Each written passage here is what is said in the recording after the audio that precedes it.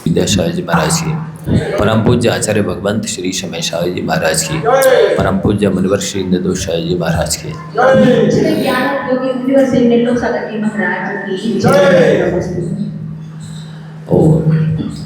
स्वाध्याय मोक्ष का वायुयान है। स्वाध्याय मोक्ष का वायुयान है। जैसे किसी व्यक्ति को यात्रा करनी है, साइकिल से करेगा तो काफ़ी टाइम लगेगा, स्कूटर से करेगा तो उससे कम समय लगेगा, फोर व्हीलर से करेगा तो और थोड़ा कम्फर्ट रहेगा और जल्दी यात्रा होगी। और फिर उसमें भी ट्रेन से करेगा तो और जल्दी यात्रा होगी, और फ्लाइट से करेगा तो और जल्दी यात्रा होगी। वैसे ही और जो आवश्यक हैं धर्म के जो अंग हैं, जो दूसरे तप त्याग हैं उनका करने का निषेध नहीं कर रहे, लेकिन उनको करके ये जीव जैसे अपने मोक्ष मार्ग को तय करेगा, उन सब साधनों में ये स्वाध्याय ऐसा साधन है, ऐसा माध्यम है, ऐसा कारण है, निमित्त है, प्रबल और सबल कि वायुयान की तरह इस जीव को शीघ्र ही मोक्ष प्राप्त कराता है। इसलिए आचार्य भगवंतों ने कहा है, बनती हैं भूमिकाएं प्रथमान योग से, आती है योग्यताएं चरणान योग से, पकती है पात्रताएं करणान योग से, तब आत्मा झलकती है द्रव्यान योग से। जैसे कोई महल मकान कोठी बंगला बनाते हैं तो जितना गहरा और मजबूत फाउंडेशन होगा, नींव होगी, वो बिल्डिंग उतने लंबे समय तक स्थिर रहेगी। जैसे वृक्ष की जड़ जितनी गहरी और मजबूत होती है, वृक्ष उतने लंबे समय तक स्थिर रूप से खड़ा है। तो जो भूमिका, जो महत्व नींव का है वृक्ष के लिए, जड़ का फाउंडेशन का नींव का है महान महल मकान के लिए, वैसे ही इस जीव के लिए प्रथमानी योग नींव का काम करता है। जिसकी नींव मजबूत होती है वो हर क्षेत्र में सफलता प्राप्त करता है। बैकग्राउंड जिसे कहते हैं, इतिहास कहते हैं, प्रारंभिक दशा अवस्था जैसे कहते हैं, वो अच्छी होनी चाहिए। तो प्रथमान योग से हम लोग की आस्था मजबूत बनती है जन शासन के प्रति। समंतभद्र महाराज जी ने कहा भी है, प्रथमान योग मर्थाख्यानम चरितम पुराणम अपि पुण्यम, बोधि समाधि निदानम बोधति बोधा समीचीना। प्रथमान योग, प्रथम अनुयोग कैसा है? अर्थ आख्यानम, अर्थ माने पुरुषार्थ। पुरुषार्थ चार होते हैं, धर्म पुरुषार्थ, अर्थ पुरुषार्थ, काम पुरुषार्थ और मोक्ष पुरुषार्थ। चारों पुरुषार्थों की स्वरूप को बताता है, साथ ही स्वरूप ही नहीं बताता है, चारों पुरुषार्थों को प्राप्त भी कराता है। प्रथमान योग अर्थाख्यानम चरितम पुराणम अपि पुण्यम। चरित्र कहलाता है किसी एक महापुरुष का जीवन वृत्त, और पुराण कहलाता है 63 सलाका पुरुषों की जीवन वृत्त का वर्णन करने वाला ग्रंथ। तो प्रथमान योग में एक महापुरुष की जीवन वृत्त का भी वर्णन होता है, 63 सलाका पुरुष कहें, 169 महापुरुष कहें, इनके भी जीवन वृत्त का वर्णन होता है कि इनका इतिहास कैसा धूल धूसरित था, काला था, किस तरह का मलिन था, और इन्होंने किस तरह से उन्नति की है, और आत्मा के चरम और परम लक्ष्य मोक्ष को प्राप्त किया है, ये प्रथमान योग के पढ़ने से पता चलता है। बोधि समाधि निधानम, और ये इस जीव के लिए मनुष्य जीवन में प्राप्त करने योग्य जो प्राप्तव्य हैं, जो हासिल करने जैसी हैं, जिनके माध्यम से इस आत्मा का उत्थान होता है, उन्नति होती है, ऊर्ध्वगमन होता है, बोधि और समाधि के माध्यम से। बोधि कहलाती है सम्यक दर्शन, सम्यक ज्ञान, सम्यक चारित्र्य की प्राप्ति, और समाधि कहलाती है इनकी पूर्णता। ये प्रथमानी योग चरित्र ग्रंथों की, पुराण ग्रंथों की पढ़ने से होती है। कुछ लोगों को ये आधा अधूरा स्वाध्याय होने की वजह से, एकांगी अध्ययन होने की वजह से वो कहते हैं ये प्रथमानी योग का मतलब होता है अज्ञानियों के पढ़ने वाले ग्रंथ। प्रथमानी योग का मतलब होता है मिथ्या दृष्टियों को पढ़ना चाहिए ग्रंथ, ऐसे ग्रंथ। प्रथमानी योग का मतलब होता है कि जिनको ABCD नहीं आती है धर्म की, वो लोग पढ़ते हैं प्रथमानी योग। ये कितना आगम के विरुद्ध कथन है। समाचार पत्र, लोक पुराण पढ़ेंगे वे। ये प्रथमानी योग बोधि और समाधि को प्राप्त कराने वाले हैं, बोधि और समाधि का ज्ञान कराने वाले हैं। और बोधि और समाधि के लिए तो बड़े बड़े ऋषि मुनि, यति अनंगार, गणधर देव और सुतकेवली तरसते हैं कि हे भगवान, बोधि और समाधि की प्राप्ति हो, प्रतिदिन पढ़ते हैं, दुख खो, दुखों का क्षय हो। मान लो भगवान की तरफ से उत्तर आता है कि दुखों का क्षय तब तक नहीं होगा जब तक कर्मों का क्षय नहीं होगा। तो भक्त कहते हैं, सुतकेवली इत्यादि गणधर देव, कि भगवान कर्मों का क्षय हो जाए तो उधर से फिर उत्तर आता है कर्मों का क्षय भी तब तक नहीं होगा जब तक कि बोधि की प्राप्ति नहीं होगी। तो फिर भक्त कहता है कि बोधि की प्राप्ति हो जाए। कहते बोधि की प्राप्ति उन्हें नहीं होती है जिनकी समाधि होती है। तो भक्त फिर कहता है भगवान हमारी समाधि हो जाए। पर दुखों का क्षय हो, कर्मों का क्षय हो, बोधि की प्राप्ति हो, समाधि की प्राप्ति हो। और इन शब्द को प्राप्त करने का हमारा लक्ष्य है कि जिन गुण संपत्ति हो मज्जन, जिनेंद्र भगवान को जिन गुणों की प्राप्ति हुई है वे गुण हमें भी प्राप्त हो जाए। तो ये बोधि समाधि निधानम प्रथमान योग को कहा गया। बोधति बोधा शमीशी नाम, ये सम्यक ज्ञान, इसका ज्ञान कराता है। और वास्तव में पंचम काल में के जीव तीव्र कषाई हैं।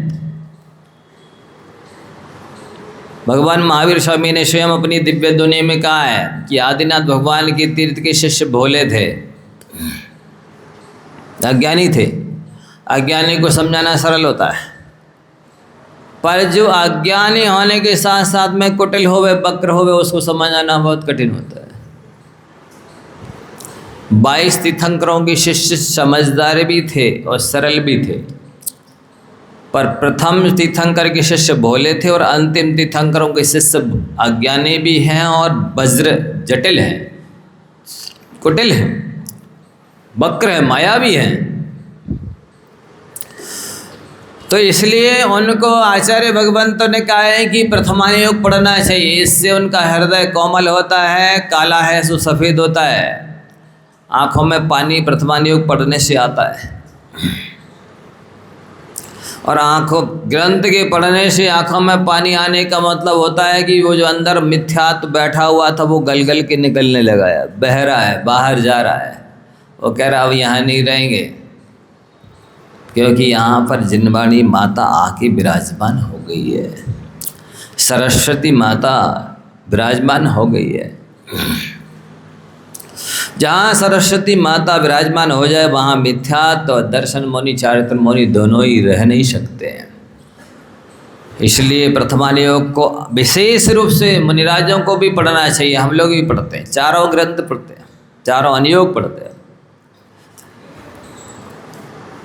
एक ग्रंथ प्रतिदिन प्रथमान योग का सोने से पहले अवश्य पढ़ो, आधा घंटे 1 घंटे, कितने भी पढ़ो। और ग्रह में ध्यान गाराणाम चारित्र उत्पत्ति वृद्धि रक्षांगम चरणान योग सम्यम सम्यक ज्ञानम बीजानाति। यदि अपना आचार विचार सुधारना चाहते हो, पशुता छोड़कर प्रभुता पाना चाहते हो, तो चरणान योग पढ़ो। इस चरणान योग ग्रंथों की आचरण पर ग्रंथ को, जो कि कैसे जीवन जीना चाहिए, आर्ट ऑफ लिविंग, जीवन जीने की कला सिखाता है चरणान योग। लोग गहरे गहरों से सीखना चाहते, जीवन जीने की कला भाई क्या सिखाएंगे? जो संयम असंयम में जी रहे हैं, अज्ञान में मिथ्या ज्ञान में जी रहे हैं, वो क्या हमें जीवन जीने की कला सिखाएंगे? अरे जीवन जीने की कला तो वो सिखाते जिनके पास रत्नात्रय होता है, जिनके पास सरस्वती विराजमान होती है। तो उनसे सीखने आते नहीं हैं, उनके कैंप अटेंड करेंगे, art of living, Shri Shri फलाने फलाने, डबल श्री, श्री का अर्थ ही क्या होता है ये नहीं पता जिन्हें। तो चरणान योग के पढ़ने से चारित्र की उत्पत्ति, स्थिति, वृद्धि और पूर्णता कैसे होती है पता चलता है। कैसा आचरण करना चाहिए? पहलो आचारांग बखानो। द्वादशांग में सबसे पहला अंग आचारांग है। आचारा परमो धर्मा, आचरण परम धर्म है। ये नीति वाक्य है। या आचारवान सब पंडिता, जो आचरण वाला है वही पंडित है। जिसे शास्त्रों का ज्ञान है, शब्द ज्ञान है, वो पंडित नहीं है। जो आचरण वाला है वो पंडित है। आप सभी जानते हैं, जब किसी अपने से बड़ा हो, चाहे उम्र में, ज्ञान में, दर्शन में, चारित्र में, किसी कला में विशिष्ट योग्यता होती है, तो उसका सम्मान करने के लिए, विनय करने के लिए क्या छूते? उसका सिर छूते हैं, सीना छूते, पेट छूते, हाथ छूते, क्या छूते? चरण छूते हैं। चरण छूते हैं, ये इस बात का प्रतीक है कि आचरण प्रधान है। चरण नहीं, आचरण छुओ, इसीलिए कहा जाता है। तो आचरण से ही मनुष्य के अंदर मनुष्यता आती है, जैन के अंदर जैनत्व आता है, इंसान के अंदर इंसानियत आती है।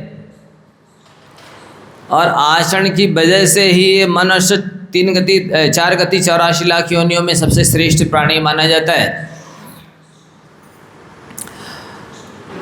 और 3 गति 83,99,999 योनियों में जो चीज़ उपलब्ध नहीं की जा सकती है, वो चीज़ यहाँ इस मनुष्य पर्याय में उपलब्ध की जा सकती है। ऐसी योग्यता, ऐसी भूमिका, ऐसा आपको स्थान मिला है, ऐसी योनि मिली, ऐसा कुल मिला है, ऐसी जाति मिली, ऐसे वीतराग देवशास्त्र का सानिध्य मिला है। ये अहोभाग्य की बात। तो चरणान योग भी पढ़ना चाहिए। और जीवा जीव सुतत्ते पुण्य पुण्य चबंद मोक्षौषय द्रव्यान योग दीपा श्रुत बुद्धिया लोक मातनुते।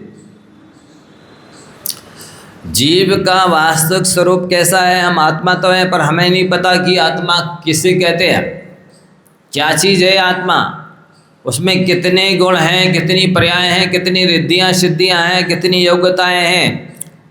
जीव होते हुए भी, आत्मा होते हुए भी, गुणों का भंडार होते हुए भी उसे पता नहीं। तो उसकी दशा ये हो रही है। एक व्यक्ति, एक लड़का रिक्शा चला रहा था, दिन भर रेलवे स्टेशन से सवारियों को इधर बस स्टैंड छोड़ना, बस स्टैंड से रेलवे स्टेशन छोड़ना, इस तरह से अपनी आजीविका करता था, उधर पूर्ति करता था। एक दिन एक सज्जन मिल गए, बोले अरे तू फलाने का लड़का है? बोले हाँ। तू रिक्शा चला रहा है? बोले क्या करूं, तो पापी पेट का सवाल है, कैसे तो उधर पूर्ति करनी पड़ेगी। अरे बोले तू तो करोड़पति है। बोले क्या अंकल जी आप मजाक करते हैं? मैं करोड़पति होता तो रिक्शा चलाता? बोले नहीं बेटा, ऐसा है, तेरे पिता मेरे मित्र थे।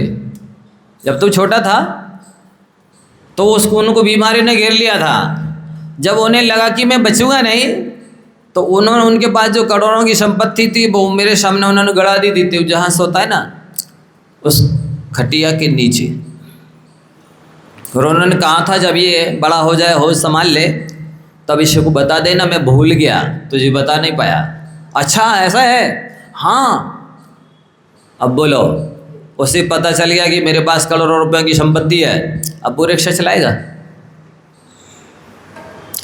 अरे वो पुराना वही रिक्शा नहीं लाएगा घर तक। जब ये कह रहे हैं कि मैं तेरे पिता का मित्र हूँ और मेरे सामने उन्होंने संपत्ति गाड़ी थी, मैं बताना भूल गया हूँ, वो तो वही रिक्शा छोड़ देगा। ऐसी बात है तो चलो फिर कहाँ है बताओ। ऐसे ही संसारी प्राणियों को पता नहीं है कि मेरे अंदर कितने गुण हैं, कितनी पर्याय हैं, कितनी रिद्धियां सिद्धियां शक्तियां हैं। तो रिक्शा वाले की तरह ये भी रिक्शा चला रहे हैं। इनको पता चल जाए मेरे अंदर भगवत्ता है, मैं भी अरहंत और सिद्धों के समान बन सकता हूँ, मेरे अंदर योग्यता है। जब ये साड़ी पहनने वाले, चूड़ियाँ पहनने वाले, इनको ये गणनी का पद प्राप्त कर लेते हैं, 11 अंग तक का प्राप्त कर लेते हैं, आरिकाओं के पद प्राप्त करके और अनेकों को मोक्ष मार्ग से लगा देते हैं। आप तो पुरुष हैं, मूछ रखे हुए हो, पुरुषार्थ करो, तुम्हारे अंदर योग्यता है, आत्मविश्वास जगाओ। क्या सिंह होकर के इशारों के बीच में घूम रहे हो? हाँ,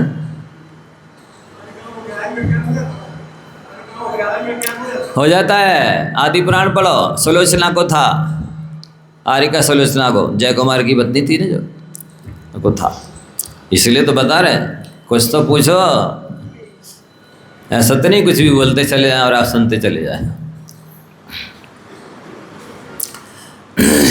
तो ये योग्यता व्यक्ति को पता नहीं है, वे अजगर की तरह पड़े रहने में अपना महत्व तो समझते हैं, मानव जीवन की सफलता समझते हैं।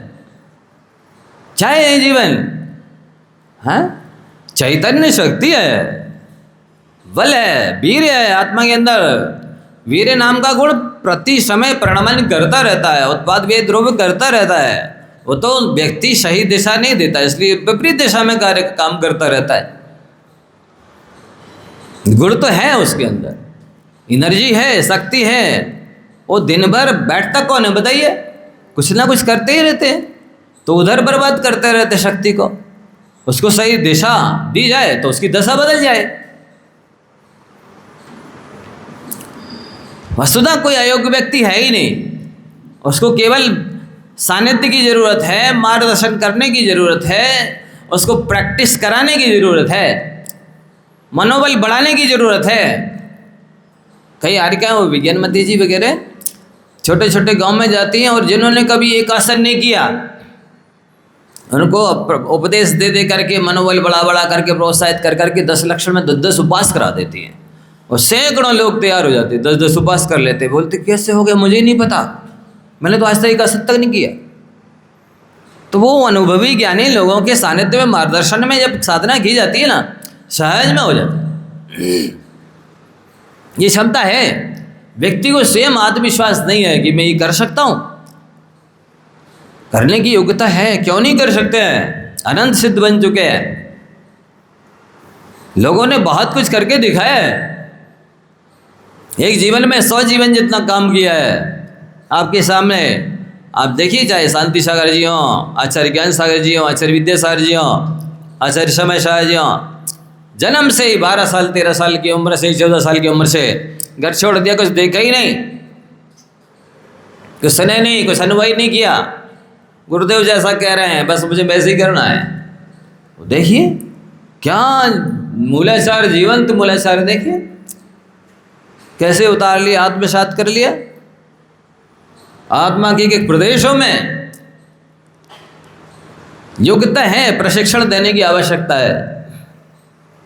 सानिध्य में, संगति में रहे व्यक्ति तो बहुत जल्दी योग्यता का विकास होता है।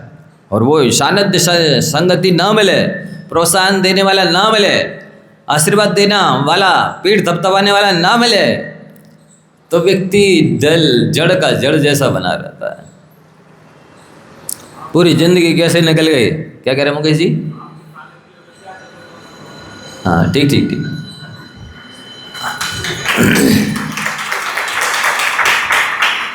अच्छी बात है। भावना भावनाशनी होती है, भावना भाव वर्धनी भी होती है और भावना भाव नाशनी भी होती है। अच्छी भावनाओं से भाव का नाश होता है, बुरी भावनाओं से भाव का वर्धन होता है। दोनों ही आपके पास हैं, भाने की जरूरत है।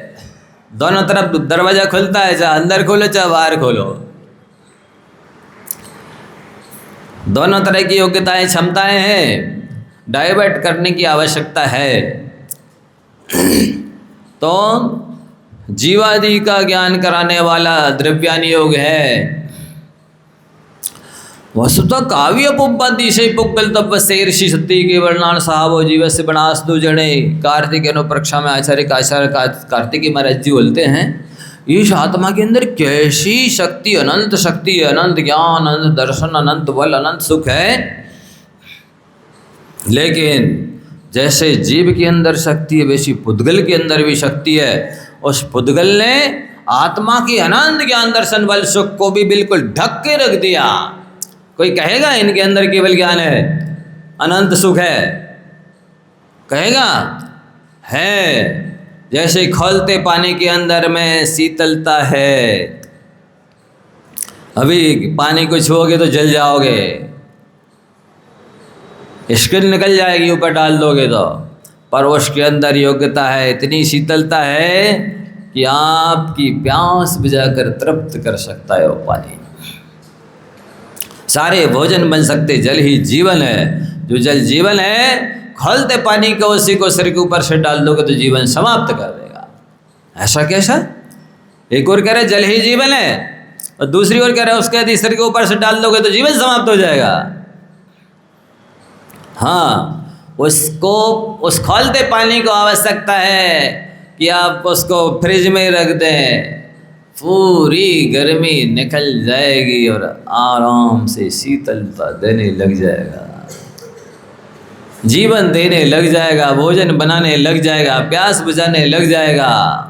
लेकिन उसको फ्रिज जैसे सानिध्य की आवश्यकता है, शीतल स्थान की आवश्यकता है, ठंडी हवा की आवश्यकता है।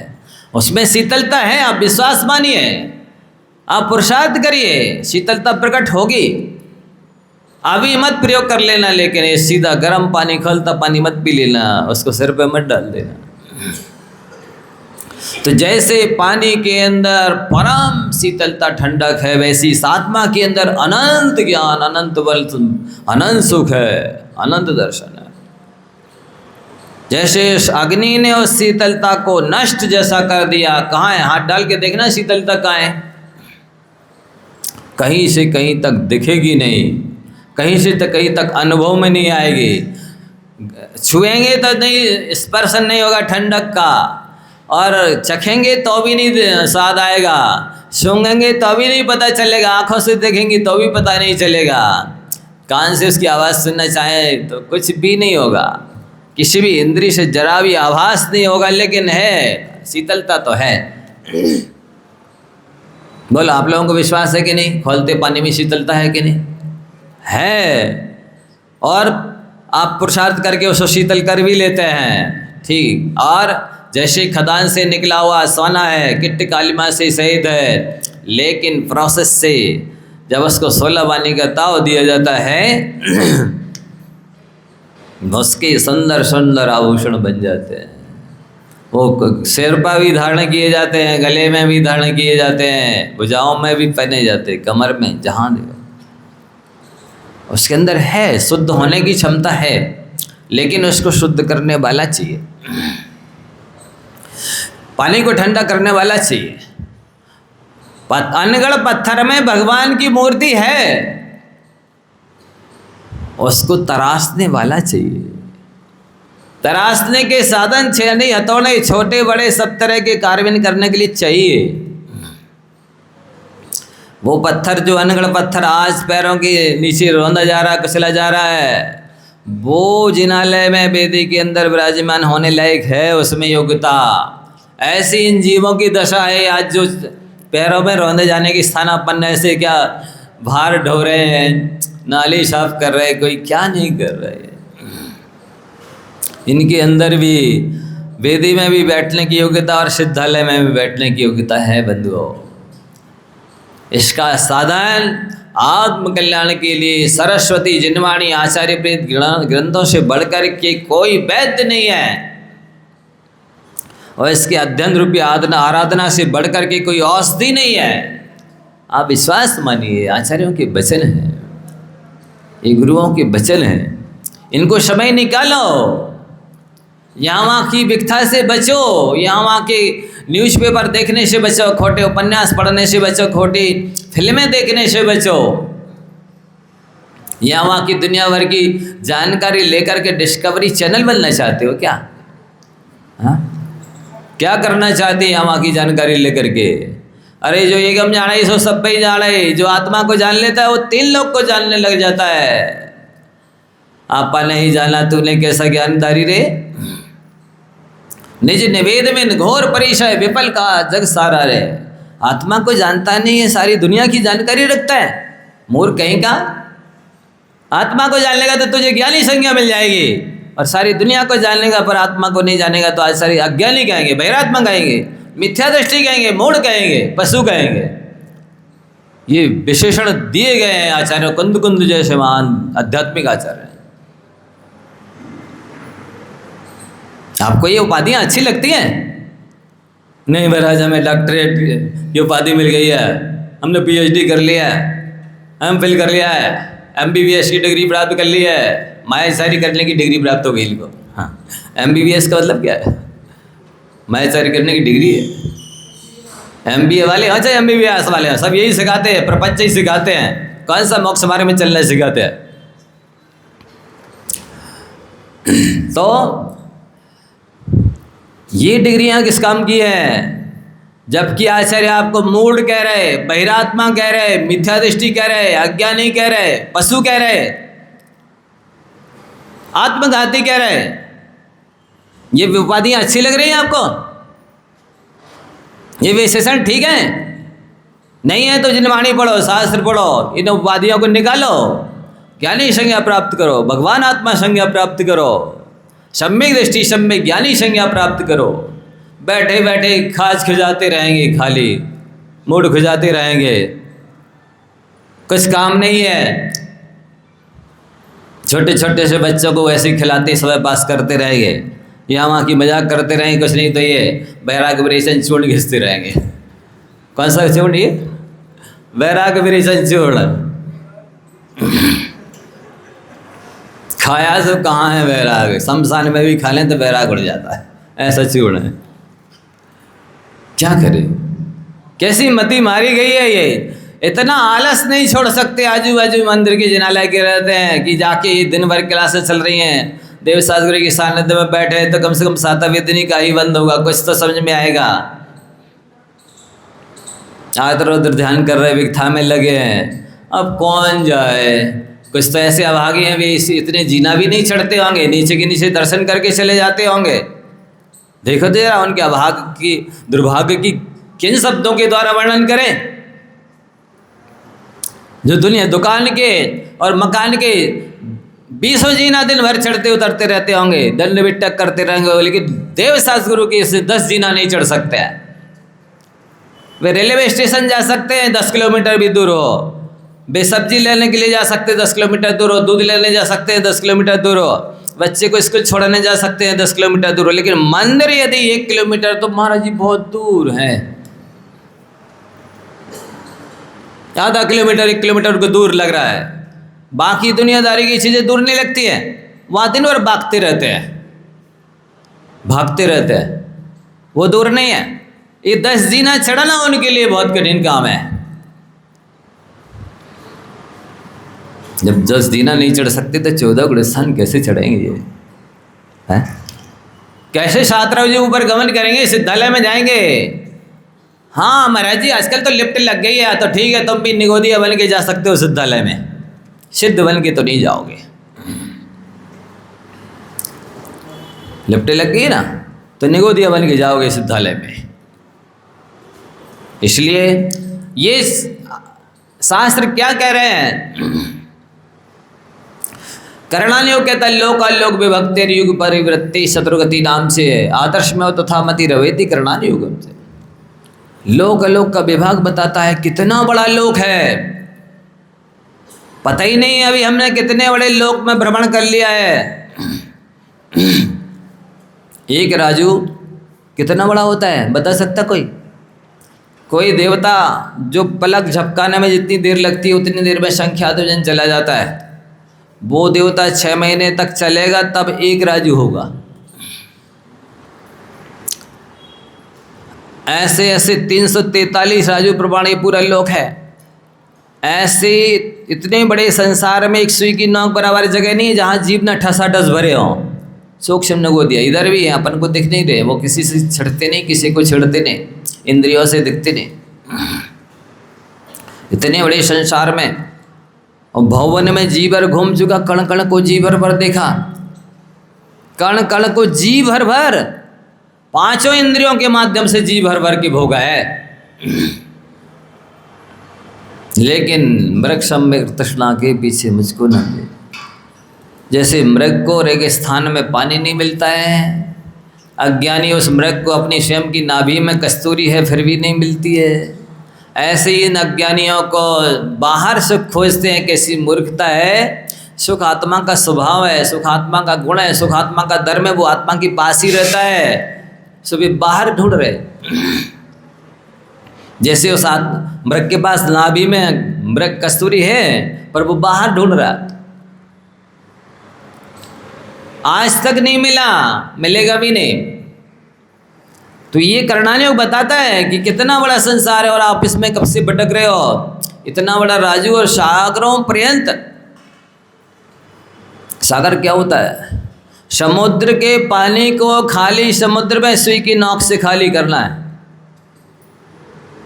जब पूरा खाली हो जाए वो समुद्र जी भर जाए, जितना समय लगेगा उससे भी बड़ा एक सागर होता है। और पंच परावर्तन करते अनादिकाल से चले आ रहे, उसमें अनंत सागर बीत गए। बड़े बड़े तीर्थंकर कहते हैं इस संसार सागर में तैरते तैरते हमारी तो भुजाएं थक गई और उन्होंने संन्यास ले लिया। लेकिन ये संसारी प्राणी आज भी भुजाएं ठोक रहा है कि नहीं, अभी भी हमारी भुजाओं में ताकत है, अभी हम और तैरेंगे। ये कोटि भट्ट हो रहे हैं श्रीपाल जैसे। कोटि भट्ट श्रीपाल एक महीने तक समुद्र तैरते रहे, हम भी तैरेंगे। आओ गुट गुट करके चले जाओगे नीचे, क्या तैरोगे? अभी कोई बता रहा था ये कोई सिम में क्या जाते थे कटी स्नान करने, एक दिन दूसरी जगह चले गए, वो थोड़ा गहरा था, तैरना आता नहीं था तो गुट गुट करके चले गए। थोड़े से सरोवर और नदी में तो चले जाते हैं, समुद्र में तैरेंगे। तो ये चारों नियोग हैं। तो बनती हैं भूमिकाएं प्रथमान योग से। आप अपनी नई नींव को, फाउंडेशन को मजबूत करना चाहते हैं, अपने अंदर पात्रता लाना चाहते हैं तो प्रथमान योग के चरित्र पुराण ग्रंथों को पढ़िए। आती है योग्यताएं चरणान योग से। योग्य बनना चाहते हो, पात्र बनना चाहते हो, लायक बनना चाहते हो, आचार विचार में निपुण होना चाहते हो तो चरणान योग पढ़ो। पकती है पात्रताएं करणान योग से। अपनी योग्यता को पकाना चाहते हो तो करणान योग पढ़ो। ये काल लब्धि लाते हैं, काल लब्धि चल के नहीं आ रही पार्सल से, नहीं, काल लब्धि आएगी जब सब हो जाएगा महाराज। आ रही काल लब्धि, कौन भेज रहा है? किससे चल के आ रही है? ट्रेन से, फ्लाइट से, साइकिल से? कहाँ है वो काल लब्धि? हम आपसे पूछना चाहते हैं, गेहूँ भरे रखे हैं बोरा में, कब बनेंगे वे रोटी बाटी पूड़ी पराठा? बताइए कब बनेंगे? काल लब्धि आएगी जब, कि महिला जब भी चाहेगी तब बना लेगी। तो जैसे बोरे में भरे गेहूं को महिला जब चाहे तब व्यंजन बना सकती है, वैसे ही आप भी जब चाहें तब आत्मकल्याण कर सकते हैं। मोक्ष मार्ग प्रकाशक में लिखा है पंडित टोडरमल जी ने, जिस समय कार्य की सिद्धि हो जाए वही काल लब्धि है। लिखना चाहिए। जिस समय आप कार्य कर लेंगे उसी समय का लब दिया जाएगी। भगवान कल्याण नहीं करेंगे, आपको खुद करना होगा। पकती हैं पात्रताएं करणानियोग से, तब आत्मा झलकती है द्रव्यानियोग से। तब आत्मा झलकेगी। कोई पढ़ा है ही नहीं, ना प्रथमानियोग, ना छठानियोग, ना करणानियोग, सीधे लेट के बैठ गए समय सार। हा, ऐसे होता है आत्मा का वेदन संवेदन अनुभव है। मूर्ख बना रखा दुनिया को। एक व्यक्ति ने बाल मुड़वा लिए, अब खराब लग रहे थे।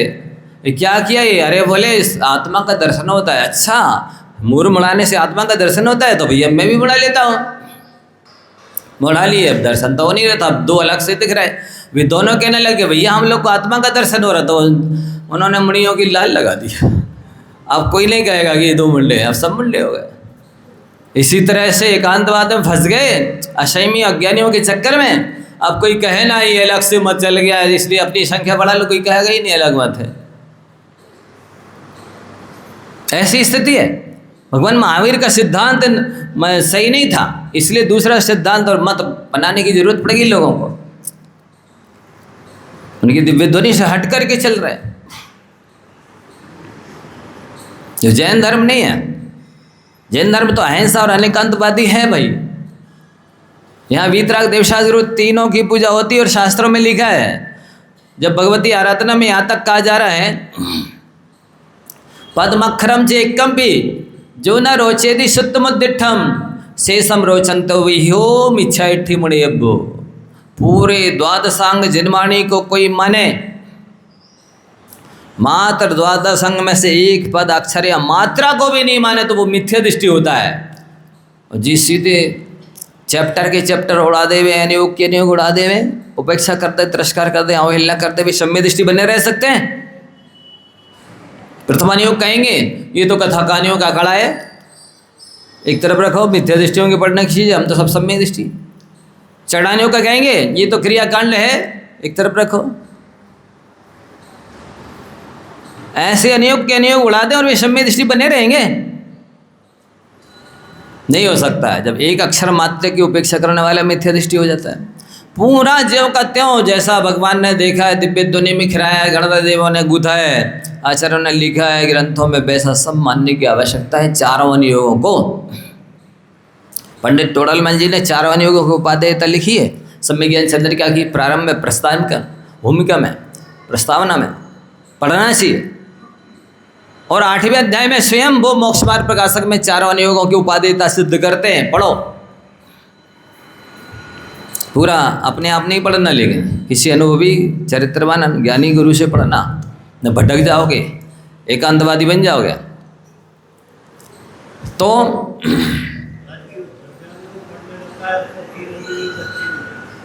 जिसको 3 अनियोग अच्छे नहीं लगते हैं वो तो सम्य दृष्टि हो ही नहीं सकता। 4 व्हीलर में से यदि एक पहिया अलग हो जाए, चलेगी 4 व्हीलर? नहीं चलेगी।